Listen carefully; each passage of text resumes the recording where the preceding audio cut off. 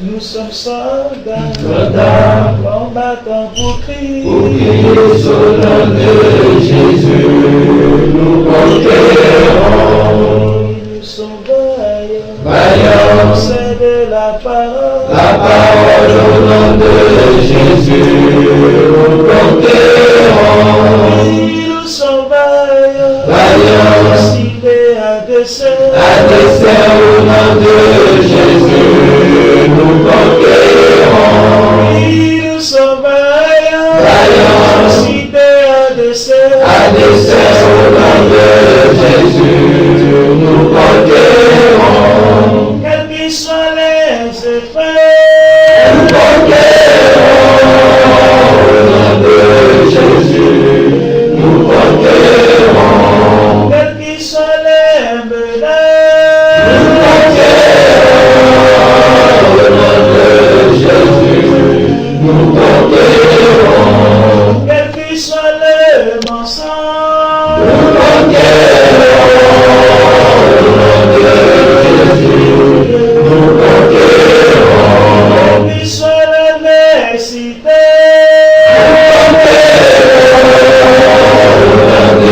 Jésus, nous conquérons. nous sommes vaillants, Vaillants, cités à dessein au nom de Jésus, nous conquérons.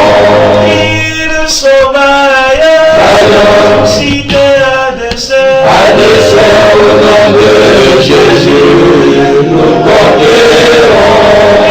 Nous sommes vaillants, Vaillants, c'est de la parole au nom de Jésus, nous conquérons.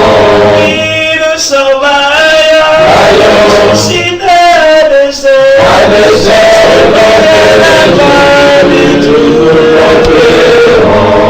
quels qu'ils soient les mensonges,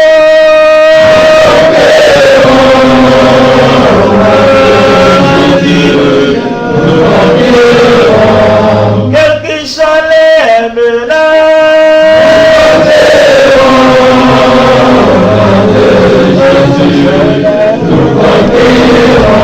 quels qu'ils soient l'adversité,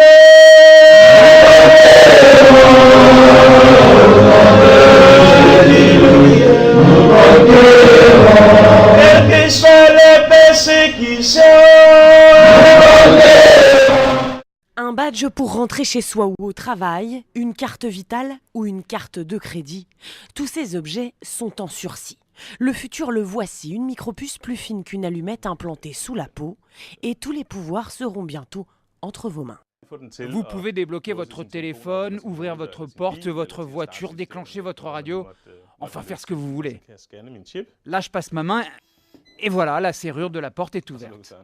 Les experts voient cette technologie comme l'avenir à court terme. Stocker des informations, des mots de passe, mais aussi du savoir en plus. Ces petites puces pourraient à terme révolutionner notre façon d'apprendre. Dans le futur, si vous avez besoin d'apprendre le chinois en très peu de temps, une puce implantée réglera votre problème. Mais le but premier de ces puces est avant tout économique, inciter les consommateurs à acheter plus facilement. Certaines boîtes de nuit utilisent déjà le dispositif, les clients y payent leur consommation d'un revers de main.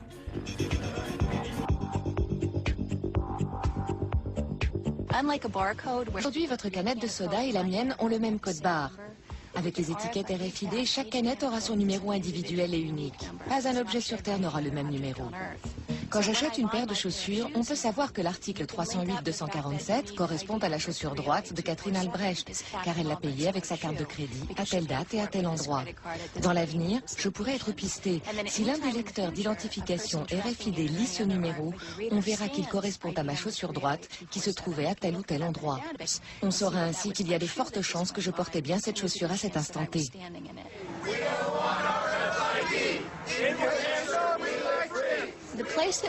Nous avons limité l'utilisation de la RFID concernant l'étiquetage des marchandises. Nous la refusons.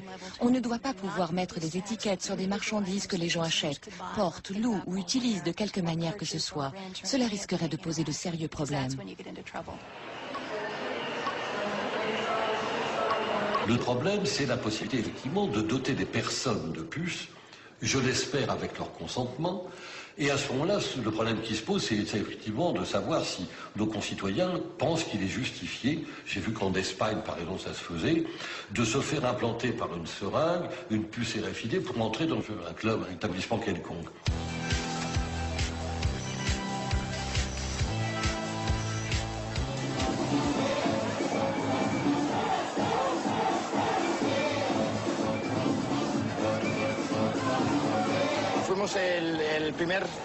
Nous sommes les premiers au monde à avoir utilisé la puce comme moyen d'accès à une zone VIP et comme moyen de paiement aussi. Je suis l'infirmière qui implante les puces ici dans la zone VIP de Barra Beach Club. J'ai implanté un peu plus de 90 personnes. Ils te mettent la seringue comme ça et ça fait un plip. On le voit, c'est comme un petit grain de riz blanc qui rentre sous la peau. Elle se place sous la peau et ne touche donc aucun muscle ni aucun organe vital, c'est sans risque. Là, il y a une sorte de piston. Une fois que l'aiguille est enfoncée sous la peau, on appuie sur le piston qui, grâce à un dispositif de sécurité, place la puce sous la peau de manière à ce qu'elle ne puisse pas remonter. On n'a pas besoin d'amener d'argent, de présenter de carte d'identité, ni quoi que ce soit, puisqu'il t'identifie avec le lecteur. C'est plutôt pratique. Les données contenues sur la puce, je crois que c'est mon nom, un numéro de contact, mais ça, j'en suis pas sûre. Et le seul qui me reste. C'est comme un tatouage invisible. Les gens me disent qu'ils ne s'implanteraient pas une puce, mais moi je suis sûre qu'un jour ils en auront tous une sous la peau.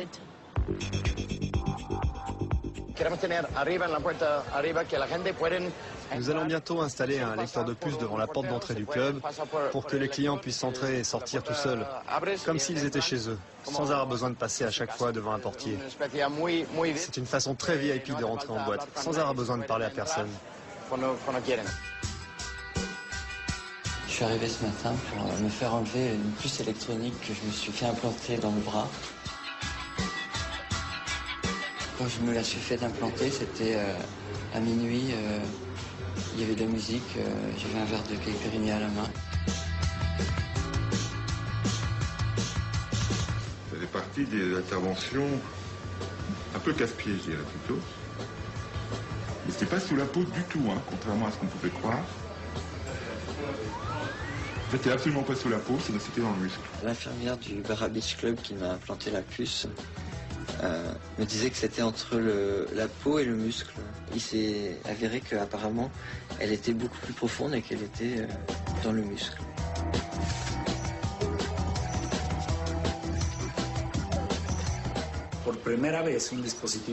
Pour la première fois, un dispositif électronique peut être encapsulé et implanté dans le corps humain sans risque ni effet secondaire.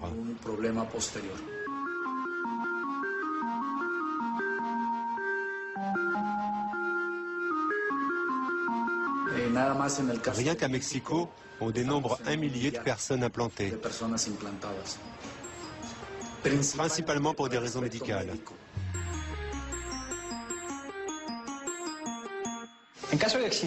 Si j'ai par exemple un accident, les urgences ou les médecins de l'hôpital qui m'accueillent ont juste à appuyer sur le bouton qui est ici pour récupérer automatiquement un numéro spécifique et unique de 16 chiffres.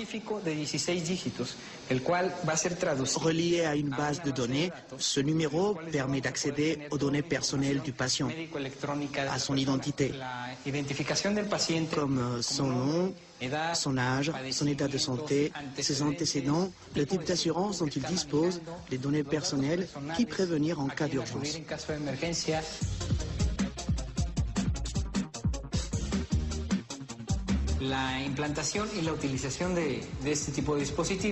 Les implants et l'utilisation de ce dispositif existent depuis 2004. Nous avons donc déjà pas mal d'hôpitaux équipés, des assurances, également des cliniques privées, des consultants et des médecins privés. Je n'ai aucun doute, nous allons assister très prochainement à une violente explosion du marché de la RFID.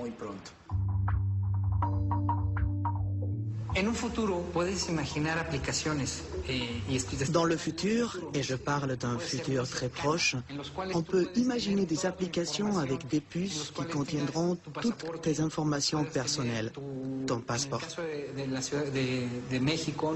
À Mexico, par exemple, où nous travaillons avec l'Institut fédéral électoral, la puce pourra servir à la fois de carte de lecteur, de carte de crédit.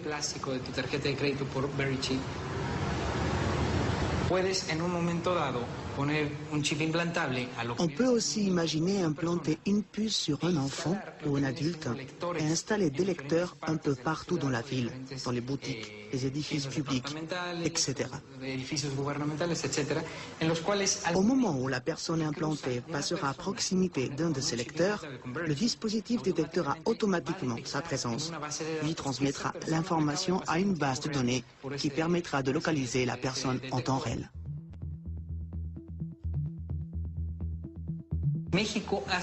Mexico a été précurseur sur cette technologie, grâce à une entreprise mexicaine et des ingénieurs mexicains pour des applications au Mexique.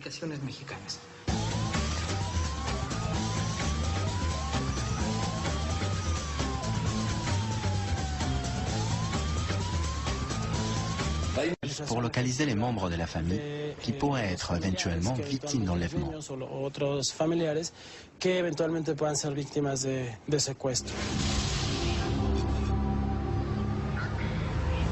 Ils m'ont d'abord emmené dans la bagnole et puis après ils ont commencé à me palper.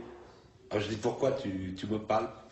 Oh ben on veut savoir si tu n'as pas un appareil où on puisse te détecter de n'importe où par satellite.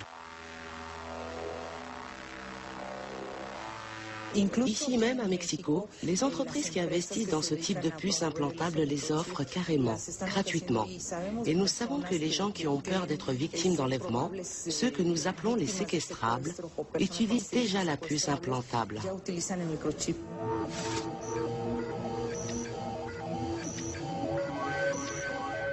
La prochaine étape à court terme sera la combinaison de la technologie RFID et du GPS.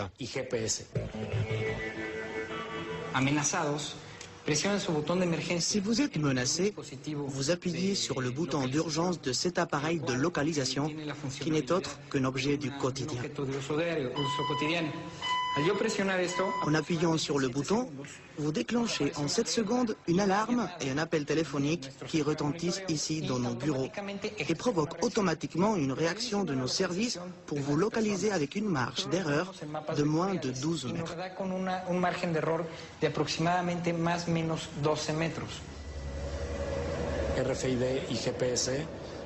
Le RFID et le GPS sont deux technologies qui ont déjà commencé à converger. À moyen terme, il y aura beaucoup plus de produits qui combineront ces deux technologies.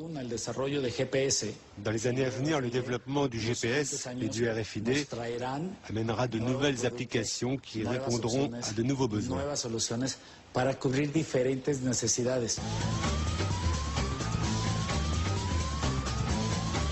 Le plus probable, c'est que dans un futur très proche, on puisse implanter dans le corps humain une puce RFID équipée d'un GPS.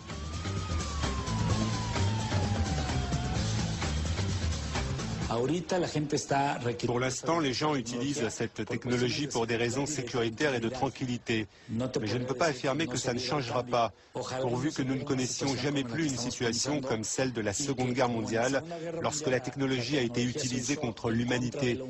Si c'était le cas, cela pourrait recommencer, c'est une possibilité.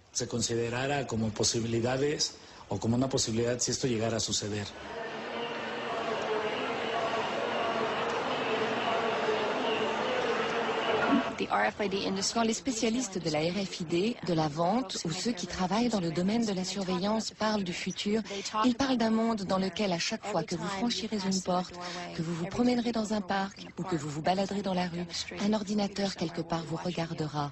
Il enregistrera chacun de vos mouvements et conservera des informations sur tout ce que vous portez et utilisez, jusqu'au point de connaître la taille et la couleur de vos sous-vêtements. Cette vision du futur que les partisans de la RFID nous imaginent me paraît effrayante. Dans ce futur, il n'y aura plus de confidentialité. Nos enfants grandiront sans même savoir ce qu'était l'intimité. Malheureusement, quand vous autorisez ce type de surveillance, alors ceux qui collectent l'information ont le pouvoir. En fin de compte, cela permet aux sociétés les plus influentes et aux gouvernements de pouvoir en abuser et de l'utiliser contre la population.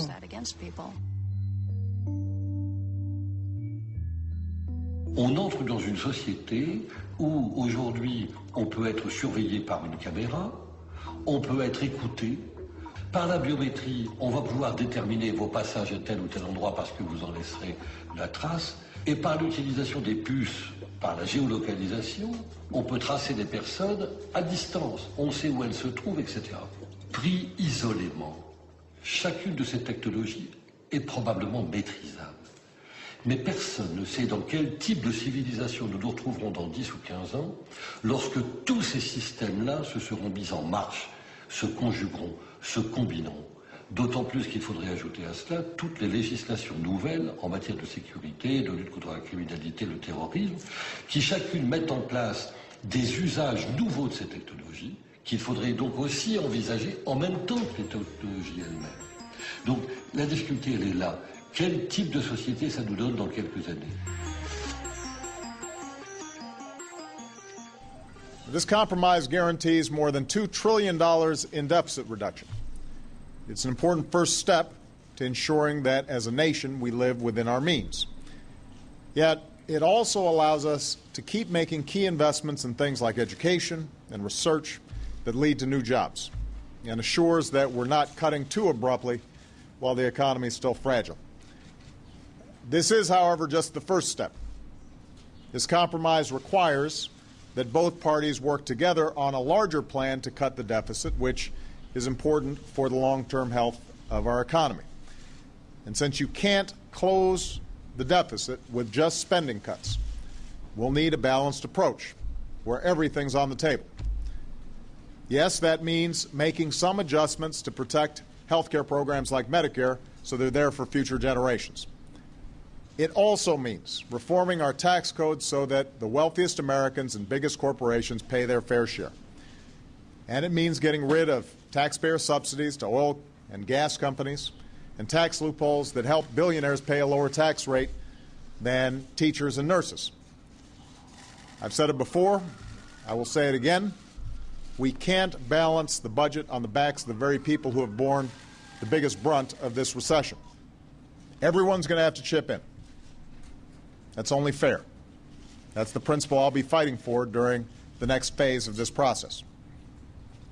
And in the coming months, I'll continue also to fight for what the American people care most about: new jobs, higher wages, and faster economic growth. In the last few months, the economy's already had to absorb an earthquake in Japan, the economic headwinds coming from Europe, the Arab Spring and the rise in oil prices, all of which have been very challenging for the recovery. But these are things we couldn't control. Our economy didn't need Washington to come along with a manufactured crisis to make things worse. That was in our hands. It's pretty likely that the uncertainty surrounding the raising of the debt ceiling for both businesses and consumers has been unsettling and just one more impediment to the full recovery that we need. And it was something that we could have avoided entirely. And while we're on the topic of infrastructure, there's another stalemate in Congress right now involving our aviation industry, which has stalled airport construction projects all around the country and put the jobs of tens of thousands of construction workers and others at risk because of politics. It's another Washington-inflicted wound on America, and Congress needs to break that impasse now, hopefully before the Senate adjourns, so these folks can get back to work.